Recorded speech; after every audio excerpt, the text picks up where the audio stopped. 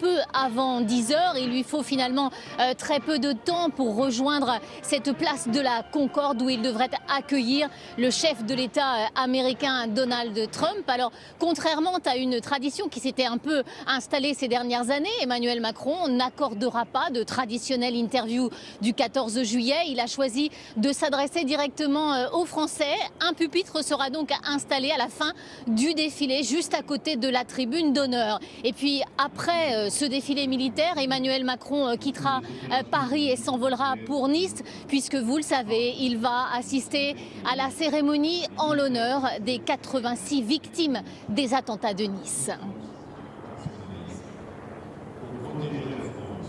Alors nous sommes... C'est à vous, François.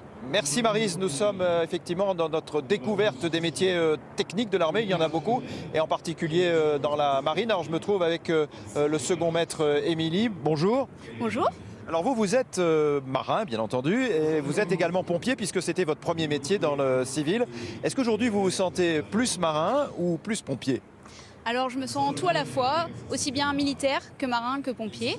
Je peux allier ma passion pour les pompiers à l'univers maritime. Alors nous avons eu la joie et l'honneur de vous suivre quelques jours à bord de la frégate Lafayette. Nous avons été quelques jours à bord de ce bateau dont vous apercevez l'équipage derrière moi. Je vous propose de voir comment ça se passe à bord d'une frégate et c'est un reportage que nous avons réalisé avec Florence Crimon.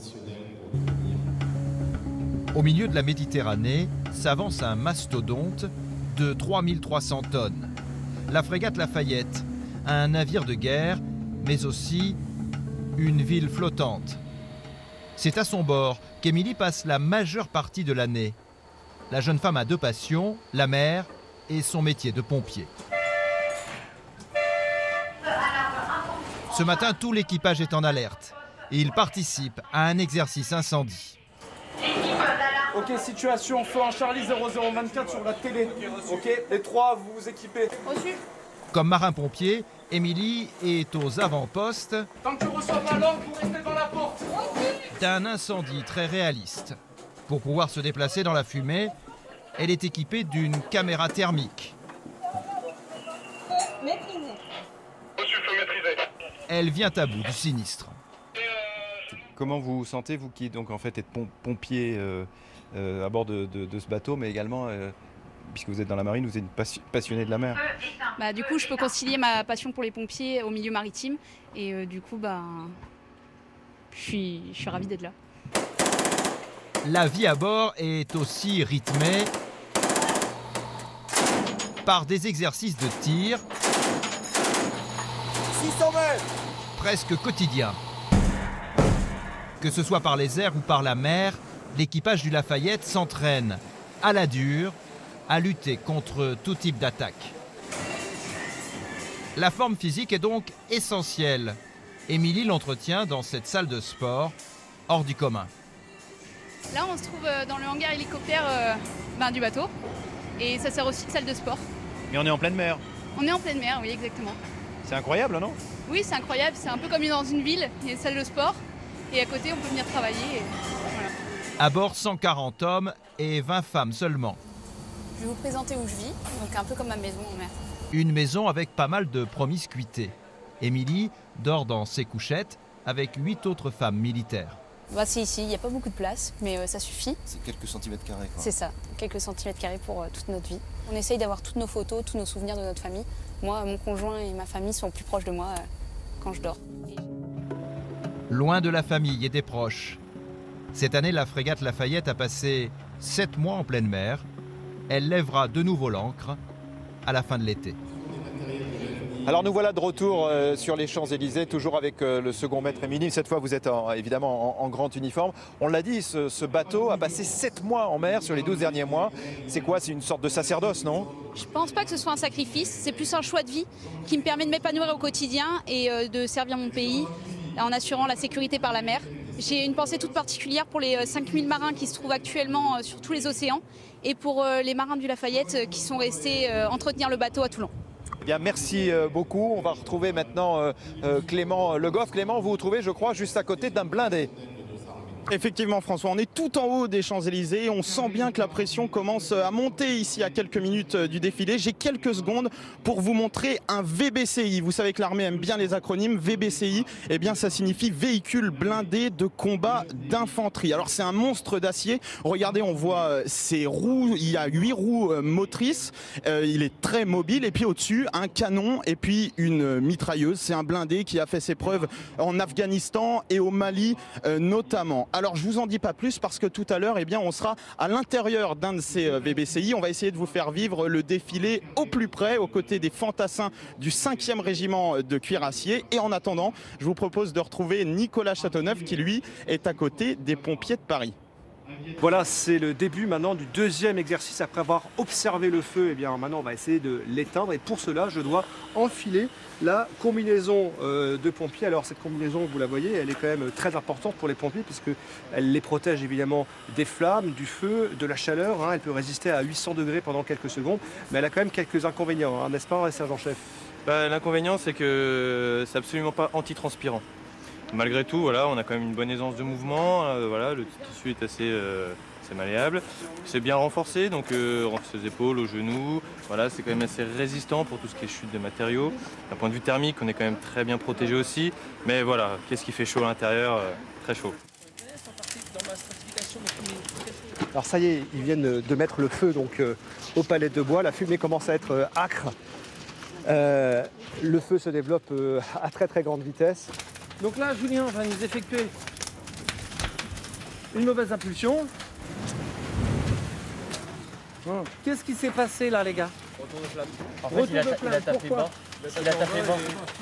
Et ce qui fait qu'il a poussé l'air et les flammes. Et de faire des mauvaises manipulations. Là, typiquement, ils ont fait exprès de mettre une grosse impulsion et on a vu le retour de flamme. C'est exactement ce qu'il ne faut pas faire sur le terrain. Ça fait quoi? On fait une propagation dans l'immeuble. On se brûle soi-même et son servant. Oh, et là c'était quoi? Mauvaise direction. Ça c'est pas bon sur intervention. On brûle son binôme, on fait une propagation, on se brûle aussi.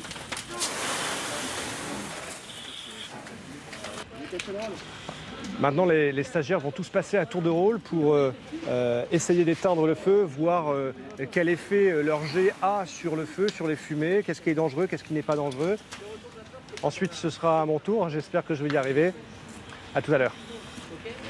125. Merci Nicolas, c'est vrai que c'est très impressionnant. Les Champs-Élysées sont en train de s'organiser, l'Arc de Triomphe au fond, vous voyez que les troupes sont au garde à vous, le défilé va démarrer maintenant dans une quarantaine de minutes. On va en profiter pour continuer à vous faire découvrir cette guerre secrète qu'on évoquait tout à l'heure, cette guerre méconnue, la guerre des mines menée par les hommes de la Marine nationale. Et on va rentrer maintenant dans le vif du sujet avec l'intervention des démineurs sous-marins. C'est avec Laurent Desbonnets en rade de Brest. Et juste après, je vous retrouve avec Marie-Sophie Lacaro auprès des légionnaires. A tout de suite. Oui, nous sommes à présent à bord de l'Aigle, un navire chasseur de mines où tout le monde en ce moment se prépare pour un exercice en conditions réelles puisque une mine vient d'être détectée. Cette charge explosive va être placée dessus par des plongeurs démineurs pour faire exploser l'ensemble d'ici quelques minutes. Une opération extrêmement délicate, sensible, qui va être menée donc par des spécialistes avec un équipement très particulier. Bonjour. Bonjour. Ça pèse combien tout ça ? Ça pèse, on se rapproche des 50 kg, tout équipé. Alors c'est vos bonbonnes d'oxygène, avec une particularité, c'est que ça vous rend quasiment indétectable. Exactement, donc il y a des mines qui vont exploser à cause du magnétisme, donc l'appareil est amagnétique. Des mines qui vont exploser à cause du bruit, grâce au bruit, donc l'appareil fait un bruit très faible. Comment ça marche ? On a ici une bouteille avec le mélange gazeux, ici une cartouche de chaux qui va recycler le dioxyde de carbone expiré par le plongeur. Et on a ici ce qu'on appelle un faux poumon. C'est-à-dire que le dioxyde de carbone n'est pas rejeté dans l'eau, il est stocké. Il est recyclé, il est capté par la cartouche de chaux. Pourquoi c'est ennuyeux les bulles ? Les bulles vont faire du bruit dans le milieu environnant, dans l'eau, et donc ça peut déclencher les mines. Donc c'est primordial que ce soit extrêmement discret, quoi. Exactement. Ok, un système donc qui est propre à ce type d'opération. On va vous laisser terminer de vous préparer. Et puis nous, on va s'approcher un petit peu du bord pour être aux premières loges, puisque maintenant, eh bien, le navire chasseur de mines ne va plus avancer. C'est à bord d'un Zodiac que les plongeurs vont rejoindre le site précis qui a été identifié, localisé par le sonar. Les conditions de mer ici, au large de Brest, sont aujourd'hui plutôt bonnes, mais tout le monde est extrêmement concentré. C'est un exercice, mais la charge est bien réelle, plus de 200 kg d'explosifs. Voilà, les Zodiacs sont maintenant en route. Ils se dirigent, ils ont à peu près 150 mètres à parcourir pour rejoindre l'endroit où a été disposée cette mine. À bord, eh bien, ce sont des plongeurs extrêmement confirmés, extrêmement aguerris, qui effectuent chacun en moyenne 120 plongées par an. Il y a toujours un risque sur ce genre de mission. Il y a un mois, l'un des plongeurs, des mineurs de l'Aigle est décédé au cours d'une opération dans la Manche. Parmi les facteurs de risque, il y a notamment la profondeur. Les plongeurs vont parfois jusqu'à 80 mètres de fond. Voilà, les plongeurs arrivent maintenant sur place. Derniers instants de concentration, dernier réglage. Ce sont des gestes qu'ils ont répétés très souvent. Mise à l'eau dans quelques secondes. Voilà, c'est fait pour ces plongeurs qui ont maintenant quelques minutes pour s'approcher au plus près de la mine, poser une charge explosive tout près d'elle. Ils seront prêts maintenant dans quelques minutes pour une explosion contrôlée qu'on pourra suivre tout à l'heure.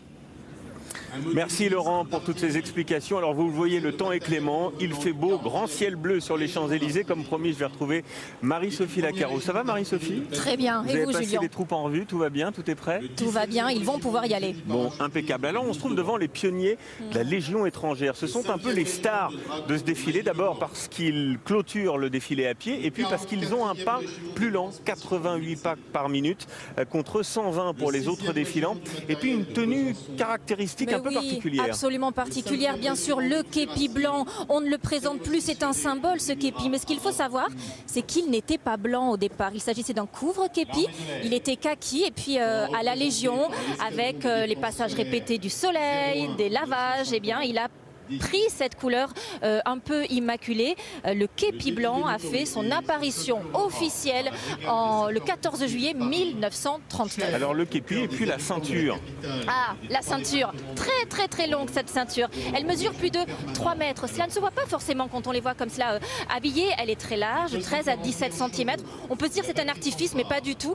Cela servait au départ pour se protéger des affections intestinales. Vous voyez, au début elle était cachée sous la tenue et puis petit à petit on l'a montrée et on la porte sur la chemise. Alors il y a les pionniers de la Légion étrangère qui sont juste à côté. On va découvrir aussi, Marie-Sophie, leur allure, la barbe, symbole de la virilité, l'âge, le tablier. Voilà, c'est un apparat qui fait partie de l'historique de la Légion étrangère. Ah oui, complètement, complètement. Et surtout cette hache qui rappelle véritablement la vocation première de la Légion. Les pionniers de la Légion, c'était les bâtisseurs, on le disait, c'était les hommes qui ouvraient la route. Et autrefois, cette hache, eh bien, elle servait à briser les monticules de bois qui étaient dressés par les ennemis. On se sent en sécurité à côté d'eux quand même. Hein. Oui, on se sent...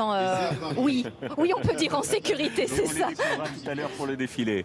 Absolument. Julien, moi je vais vous laisser aller vous préparer parce que ce défilé, évidemment, vous allez le commenter avec Pierre Servant. Le temps de vous laisser le rejoindre du côté de la tribune officielle. À tout à l'heure, Julien. Eh bien, nous allons retourner au château de Versailles. Là-bas, on va retrouver Stéphane Bern qui, depuis ce matin, nous fait découvrir les coulisses de ce lieu absolument prestigieux, l'ancienne résidence des rois de France qui a des liens très serrés avec la République. Il nous en a déjà parlé. Il va continuer. Nous sommes maintenant dans la fameuse galerie des batailles. Chers amis, que dites-vous de cette perspective? Bienvenue dans la galerie des batailles. 120 mètres de long sur 13 mètres de large. Non, ce n'est pas Louis XIV qui l'a créé. C'est le roi Louis-Philippe Ier qui l'a inauguré en 1837. Et cette galerie des batailles occupe toute l'aile du Midi du château de Versailles. Pour les visiteurs de l'époque, c'est le clou du musée qui est dédié à toutes les gloires de la France et qu'a voulu Louis-Philippe d'Orléans qui devient roi des Français, Louis-Philippe Ier. Il veut asseoir la légitimité de son régime parlementaire sur la continuité de tous les régimes qui l'ont précédé et il dédie cette salle à toutes les batailles. 33 tableaux qui représentent les batailles, 80 bustes des officiers qui sont morts au combat et le tout surplombé par une magnifique verrière qui donne comme une sorte de lumière qui irradie sur cette magnifique galerie de peinture. La liste de ces œuvres des plus grands peintres de l'histoire de France n'oublie aucune dynastie. Parmi les illustres, vous avez notamment Charles Martel, ici à Poitiers sous le pinceau de Charles de Steuben, Jeanne d'Arc en armure, libératrice d'Orléans par Harry Scheffer, cette représentation qui inspira longtemps les instituteurs. François Ier ici à Marignan, mais aussi Louis-Philippe, le réconciliateur, veut célébrer l'Empire et sa victoire d'Austerlitz par François Gérard. Et puis la Révolution n'est pas oubliée avec la célèbre victoire de Zurich par François Bouchot. Louis-Philippe, le roi citoyen, fait de la culture une propagande au service de la réconciliation nationale, bien plus que pour promouvoir son propre règne. À tout à l'heure. Oui, à tout à l'heure Stéphane. Nous, on va continuer de vous faire découvrir des lieux méconnus et qui ont